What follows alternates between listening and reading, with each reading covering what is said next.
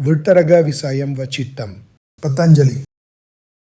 The mind can be stabilized by contemplating those who are free from attachment, the enlightened or great beings. One way to steady and purify the mind is to reflect upon and meditate on the lives and qualities of great souls.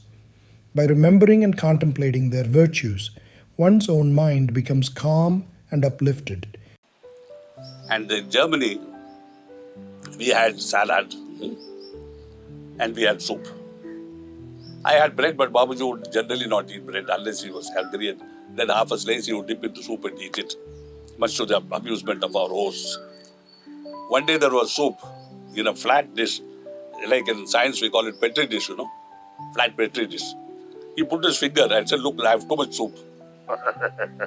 And everybody was, I won't say they were shocked, but they were very touched by his innocent handling of the situation. They said, "No, but Babuji, it's not too much, it's just a little."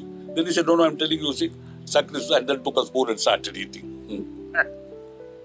But the most amusing episode was one day when we had salad. My wife was with me on that occasion. And he asked her in Hindi, "Daughter-in-law, come here, see if there are horns on my head." So she said, "But why horns, Babuji?" He said, "I've been eating so much grass. Surely by now I must have become a cow." And he laughed uproariously at his own joke, And he couldn't eat salad. He hated the stuff. In India, it's not that we don't eat salad because in tropical countries, it's not hygienic too. They're generally not grown properly and they're not washed properly. Vegetables, we know how to handle. But salads, generally we don't eat. It's a modern, habit developed in the last 15, 20 years. And so he could not eat it. But in London, we had a very charming hostess with whom we stayed. And her husband, who was generally, incoherent when spoke, or generally silent. He listened to her and carried out her wishes. One day she said, "Babuji, would you like to have some chapati?" He was like a dog called for a walk, "Chapati? Yes, of course, but I'm telling you, I'm not very fond, but if you give me, yes, I will take." So she said, "I have a cook, who used to cook Indian food. She's not here today, but on Friday she will come. So Friday we will have chapati." So from then till Friday afternoon, Babuji was talking only of chapati. Parthasarathy, we are going to have chapati on Friday. I said, "Babuji, today is only Thursday." But we must be prepared for chapati tomorrow." Friday morning came. He didn't eat breakfast. He said, "Don't eat too much bread. It's not good for you. And I'm telling you, tomorrow, this afternoon, we're going to have chapati." Like that. 12:30 was lunchtime. 11:45, he was at the table. And he said, "Oh, Veera, don't bother. I'm here, because I have nothing else to do. I'm just sitting here. Parthasarathy, you also come and sit." And we both sat side by side. There was no tablecloth even on the table.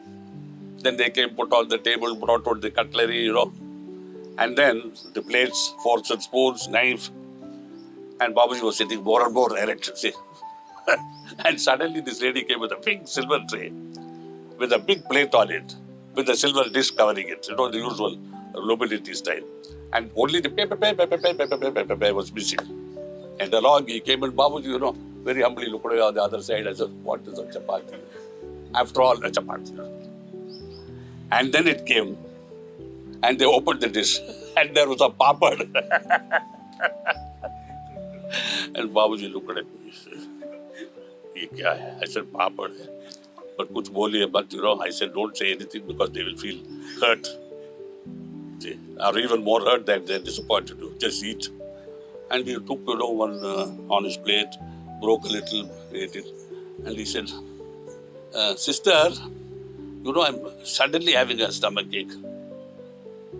You don't mind if I don't eat?" "Oh, Babuji, but we have been preparing for this for 3 days. "Yes, I'm telling you, you keep it. I will try to eat it later." And he got off the chair because it was a little high, And they took him back to the bedroom. Then that lady came to me and said, "Chari, are you not eating?" I said, "Well, how can I eat when my master doesn't eat?" So we both went to bed. And Babuji said, "Look at these people, they don't know what is a chapati." But I said, "Babuji, you have to eat something." So I went, made a couple of slices of toast, took out the crust from all sides, dipped it in milk and fed him. He said, "You also eat."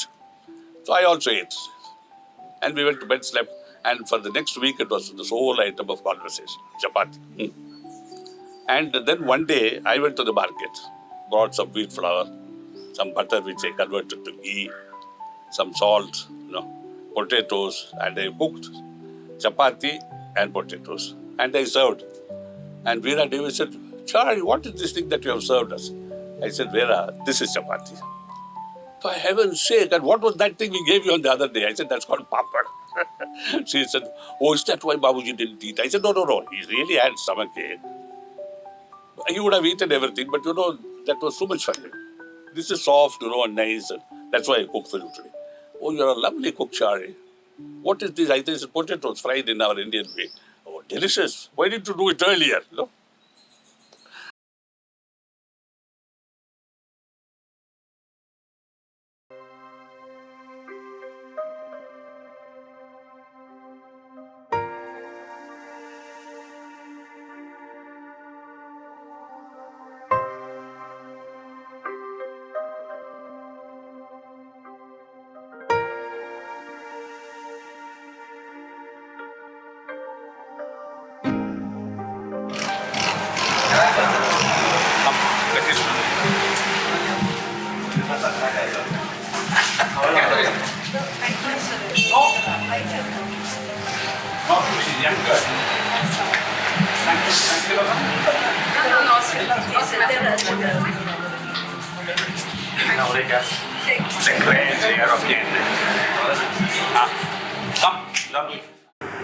Then the second important step was my acquaintance with Sri Ramakrishna Paramahamsa and Swami Vivekananda. Not personally, of course, because they died probably 30 years before I was born. But when I was studying in Calcutta, I had to visit the temple at Dakshineshwar, as it is called, where Ramakrishna attained his final evolution. And on the other side of the river, the Belur Mutt, where Vivekananda used to live. And that made a profound impression on me, especially the literature, because I have read it over and over again. And it used to move me enormously, Vivekananda's literature. Then my education in Banaras, you see, that brought me into touch with the the Hindu religion. I stood for election in my hostel committee. And they have a post called the Secretary for Social and Religious Affairs. And I was elected to that post, though I knew nothing either about social or spiritualism. But it gave me an opportunity of reading up on Hinduism, performing some of these annual festivals, things like that. Then in Banaras also I had the opportunity of meeting Dr. Radhakrishnan, who was called the philosopher statesman of India. He was my vice chancellor. And my father used to know him personally, so I knew him personally too. And he used to give us every year in the winter a course of lectures on Hinduism.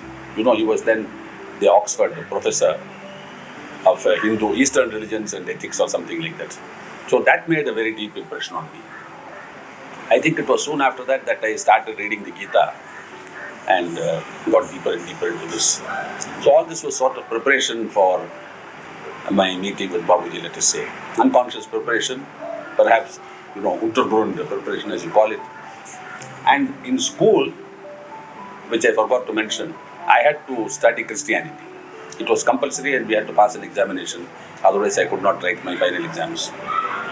So I studied the Gospel of St. Mark very thoroughly. And I'm happy to say that I topped in my class in Christian tradition. I had to attend church. So you see, several influences, I think, came into my life. Though each one by itself did not seem significant. Now when I look back, I see the significance of all these things. Of course, in sahajmarg terms, the samskaras must have been good to push me initially in this direction. Because it is the samskara which creates these opportunities.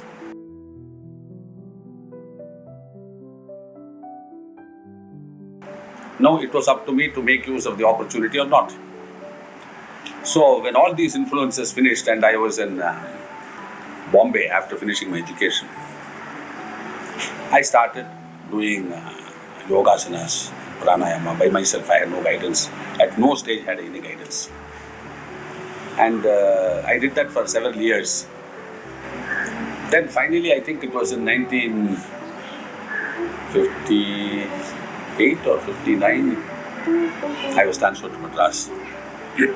Here I became a serious practitioner of the Hindu religion, in the sense that I started dressing like a Brahmin, which I am by birth, putting on these things in the forehead and got Vedic instruction. I had teachers at home teaching me the Vedas, reciting it every day. You can call it the practice of the orthodox Brahminism. That went on for, I think, several years, 3, 4 years, 5 years. And this house, we used to have Vedic chants practically every month, for 5 days continuously. And the house used to vibrate with the Vedic mantras. And at that time, we met one person who was a homeopathic doctor. And he told us about Babaji Maharaj. And my father and I just went and sat in satsang one day here. There were only 3 others. And we too became the 4th and the 5th. So, it is a funny thing, but I never had what you call the traditional first sittings. There was no first sitting or second sitting or third sitting, things like that. Then, of course, several months later, you will find all this in my master, this part of it, the book of my master. Several months later, I went to Shahjahanpur, and unlike what people would expect, my first meeting with my master was a total shock, a negative shock. I wasn't at all impressed with him. Because, traditionally we are used to thinking of a spiritual giant as a spiritual giant. So we combine in our mind the idea of spirituality and a giant in physical form. Some, like one of your Gothic gods, for instance, or the Vikings, big, strong fellows, also rishis combined. But here was a man who was, a tiny fellow whom I could have just lifted with my little finger. He hardly weighed 40 kilos. And I used to weigh in those days 92 kilos. So I was a hefty fellow. Nor could he speak well. He was not very, precise when he spoke. He was not even vocal to that extent. He could not speak much, and he was shy of people. He was shy of strangers. Even in Hindi, his Hindi was a mixture of Urdu and Hindi. So it was a big melange, as you can say. So the first visit was very definitely a shock. And if I had the ability, I would have run away from there, and I would have lost my whole spiritual life. You see how by a spider's thread, as it is, one's future hangs.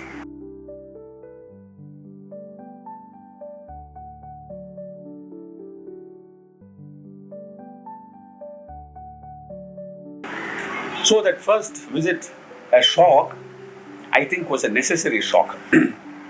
Because had he been all that I expected him to be, I would have been very complacent. It would have been something which matched my expectation. But the very fact that he was totally opposite to what I expected, physically, mentally, everything. And his house was a disaster. A tumble down, old, rickety place, full of dust, filth, flies, mosquitoes by night. I don't know how I stood that for 2 days. But those 2 days made me, because it brought me to a sense of reality. See, that a saint need not be a big, strong fellow, that a saint need not be educated, that a saint need not live in a palace, that a saint's house even need not be clean, in our sense, that everything is spick and span, polished, So, this reality came into my, shall we say, vision. I'm not talking of some supernatural vision, but the purely human vision.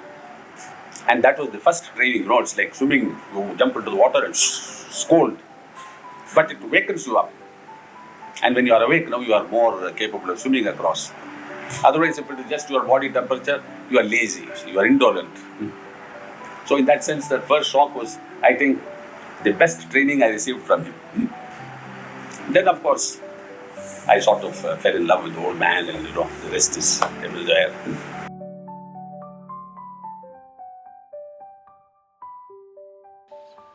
So our overseas trips were punctuated with a lot of humor, a great deal of unnecessary trouble for Babaji Maharaj, a great deal of suffering for him, a great deal of exposure to foreign situations, foreign atmosphere, foreign people, for food. And yet he never batted an eyelid. He took what was given, he suffered, and only said, You must always be with me because you are in a high condition and you give me strength. You see, that is why sometimes people say why he is always taking so and so. The reason is this, that there is somebody with a congenial spiritual atmosphere which will at least give a protective ring around the master. And Babuji and I were in Sister Stella Jacquero's house in Etwa. It was called the Priere, It was a big compound with a lot of trees. And it was an old priory. And there we had a room about this size, by this. And he had a bed in one side, and there was a big window, and we could hear the blackbirds, all day. Very beautiful. They started about 4:30 in the morning, go to bed at 10:30. Can you imagine 18 hours of birds? He felt very sick, but he had a particular spot on the bed where he used to sit. I said, why do you always choose that spot? He said, there's a circle in which grace falls here 24 hours every day now. Normally it comes to me only 1 hour a day when I'm at home in India, anywhere in India. Because I'm telling you, India is a holy country, though there is a lot of, crudeness and ugliness and corruption, even in my country. But it is a holy country. The soil is holy, the air is holy. There, Lalaji blesses me with 1 hour of grace every day. Here he is giving me grace 24 hours. That's why, I sit in this for my health's sake. You also come and we both, sort of sunk into that circle. And you could feel the difference.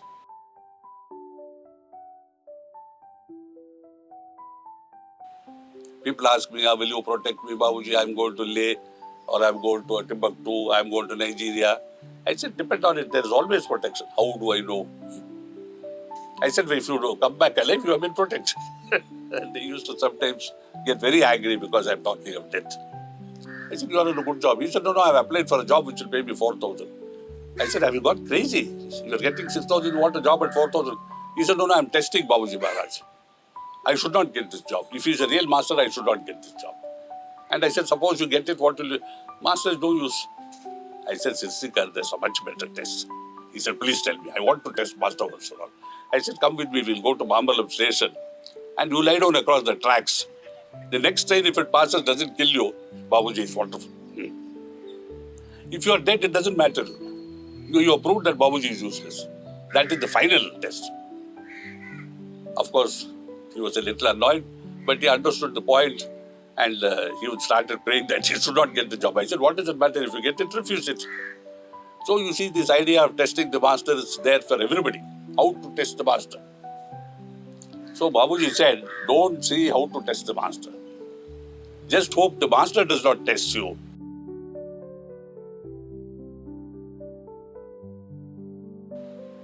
This he told in the privacy, to some people like Sister Kasturi, myself, and a lot of others. He said, it is a great privilege to be accepted without test. In the old days, you had to do this, you had to do that, you had to stand on your head in Sirsasana and fast for so many days. Then only you are allowed inside the ashram. Today, everybody comes, I take them. I said, but Babuji, should you not also test?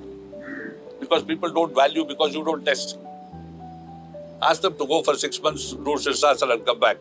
He said, sahajmarg is not like that. This is for everybody. So Babuji said, no test in sahajmarg. I said, then what about the old acharyas, gurus, rishis? He said, people will be shocked if I tell them something. But I'm telling you, if a guru has to test his disciple, it means the guru is incompetent. I said, why? He said, it is because he cannot make him what he should be. Therefore, he has to test him.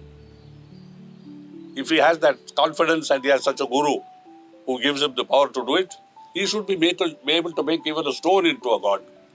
Whereas we are making gods into stones. See? Excuse me, Lord Krishna. No? So that was his attitude to testing. He said, I can take anything and make it what it ought to be, provided willingness. Always willingness.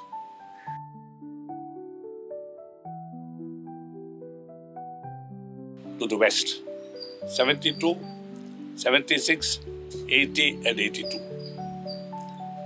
And to the east, in 77 and 81. When we were going to Europe for the first time in 72. It was a long trip, 3 months or a little more, because it was Europe and USA. USA means it's not a huge thing, not all of Europe, America, just these coast few cities. I asked him, why you have not chosen somebody who knows your language, who eats your food, with whom you can, be more, shall we say, at home. He said, if I wanted to choose somebody else, I know how to do it. Then perhaps he felt he had been too harsh, so he said, you are Lalaji's choice. I said, but Babuji, there are people who can cook for you chapatis or, dal. I don't know all these things. He said, when the opportunity comes and when the need comes, God gives the necessary powers. Shakti, I'm telling you, He gives Shakti. And that was proved, as I have already recounted, in my ability to cook for him, wash his clothes, which I have never even done for my father. But he had these long dhotis, yards and yards, and his hand-stitched cloth banians with a pocket. And there was generally a pocket here inside, into which he put his money, what little money he carried. So, my father seems to have approached him in Shajapur. He said, why are you taking this young fellow? He has no experience. No, you take me. He said, Rajagopalachari, we are both old fellows. Dono bude hain in Hindi, and one old man cannot help another. So, that fell through. But my father insisted on telling him, no, but my son, he doesn't have enough experience. I went to Europe. He went to Europe much after I went. He said, Rajagopalachari, I have already told you we are both old. I must respect your age. I cannot take you. See. So I became, originally I used to think of it as a scapegoat, but it was really a great divine opportunity for me. Because during those foreign tours, I have developed so much intimacy with Babuji Maharaj. I was the only one with him. There was no second person ever. We were living side by side 24 hours a day. I had to bathe him. I had to prepare his hookah before he went for his bath so that it is ready when he came and sat on his chair. Then I had to go for my bath after giving him his milk. Then I had to have breakfast. Then by 9 o'clock, satsang, most of which I had to take, conduct.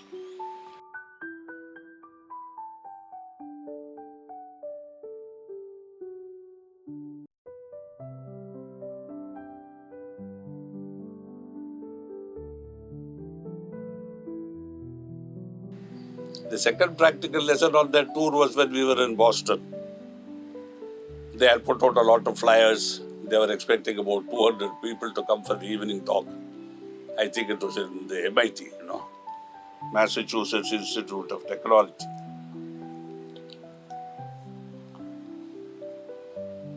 At 5 o'clock, the announced time, there were precisely 5 people. We waited till 1:15. Then I asked Babuji, should I speak?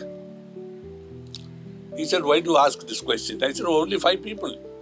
He said, what does it matter how many people there are? What you have to say, you have to say.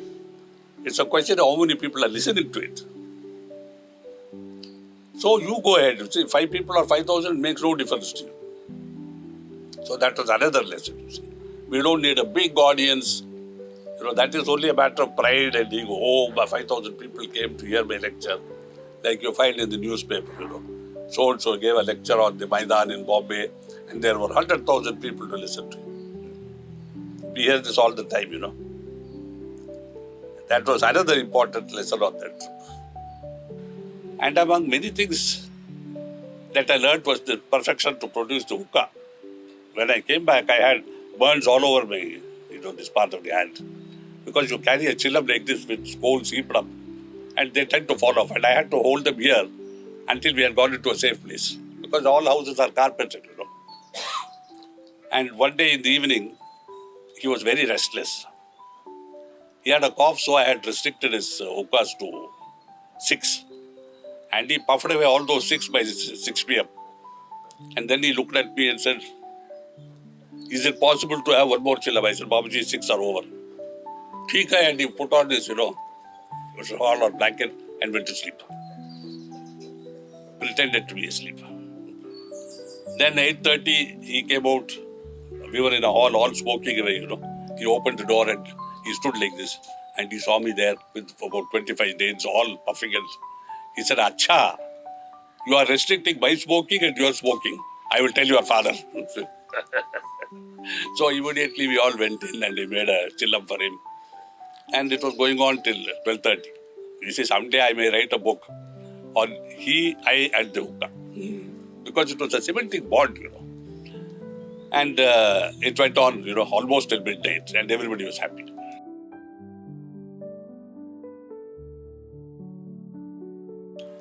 When we were in Malaysia, very often he felt he should not smoke. Because in the East, they expect different things from gurus.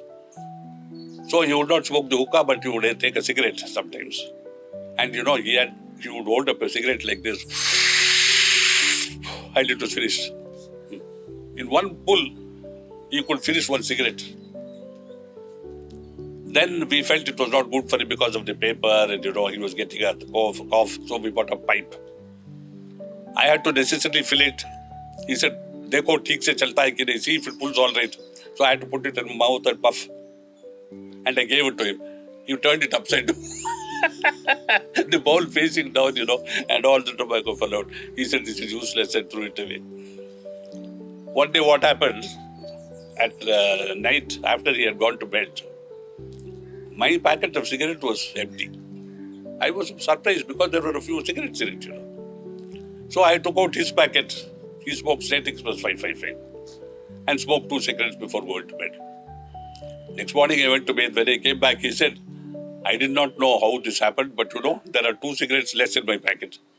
I was astounded because he never knew what was there, what was not there.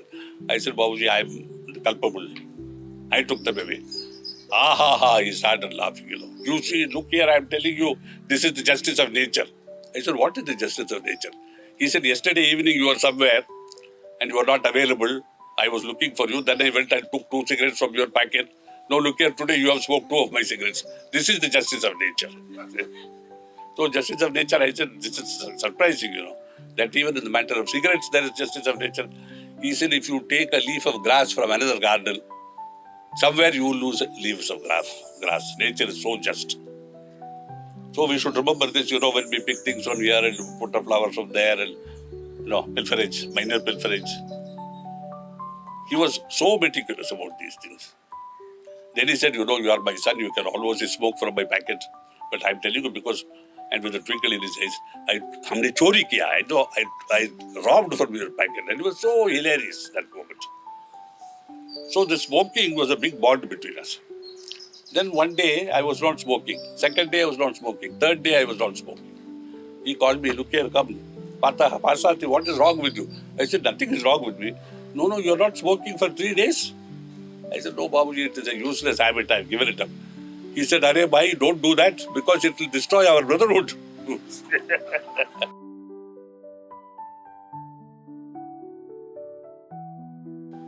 In one place, I don't know if I should say it, we had a room so small that there was a big 4-poster, metal 4-poster, and there was not even 3 inches between it and the door on this side, and the other side was against the wall. I said I would sleep outside. Babuji said, no, you must sleep here. I shared his bed. One bed. And the funny thing is, we had only one cover. He had the habit of suddenly throwing it up and rising like a, porpoise out of the sea. Look here, I'm telling you. I said, Baba, what is this? No night sleep. So our intimacy was to that extent that we have been together in the same bed. And of course, pressing his feet, oiling his body. And I remember in the US, there were no showers in most of these big houses, all bathtubs with curtains. Now he was very delicate and very shy. So I had to fill the tub, test the heat, and then lift him into it, draw the curtain, and take the clothes out through a chink in the curtain, because he would not show himself. And then he would bathe. And then, he would wet his beard. And from inside, are you there? Yes, master. I am ready. So I had to put the towel into that. He would towel himself and wrap himself, and I had to lift him out of the bathtub. And then he was all wet because he didn't know how to do it. So I would towel him again. He would, and I would just wrap him and give him a big hug. He was eminently pleased, and he would go all red, His body would blush, whole body. Because nobody ever gave him any kindness or show of love. No. And that was the problem with him, Everybody came, but nobody to give, but only to take. And about love, there is one whole chapter here. I would like to read something from it. I once asked Master to reveal to me the secret of quick progress in spirituality. Master said, create love in yourself and then see the progress. Really speaking, love can conquer all, and love alone can do this. Everything else, every other force or power creates a reaction which is not favorable. If you are annoyed, you transmit anger, and the other person becomes angry in turn. If you use physical force, that too creates resistance followed by a reaction on its own plane. It is the same with everything else. But if you create love in your heart, then the reaction is also of love and love alone. And see, your job is done. So create love. It is with love that our ancient rishis were able to live in jungles with wild animals all around them. Love conquers even the wild animals. I am telling you one thing. If there is love in your heart for the Master, then the Master begins to love you. If you can bring this about, then your work is almost done.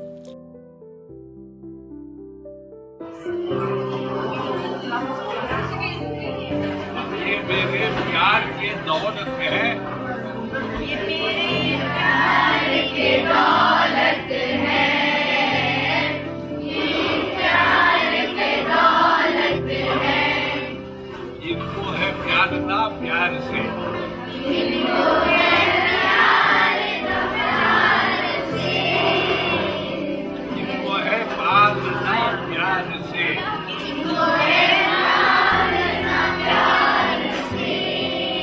ताकि हर व्यक्ति प्यार बने, ताकि हर व्यक्ति प्यार बने, ये मेरे प्यार